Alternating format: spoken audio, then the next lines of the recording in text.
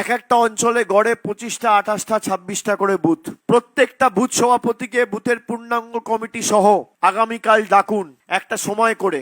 আগামী 7 দিন 12 ঘন্টা 14 ঘন্টা গ্রামে একদম ঢুকে ঢুকে চাটাই বৈঠক, ছোট ছোট সভা মানে পথসভা অঞ্চল স্তরে যেরকম হচ্ছে হবে, ছোট ছোট গ্রামে বৈঠক করে মানুষকে বোঝাতে হবে যে আপনাদের যে বাড়ি, লক্ষ্মীর ভান্ডার, রাস্তা, যুবসাথী এই প্রকল্পগুলোতে নরেন্দ্র মোদী সরকারের কোনো অবদান নেই।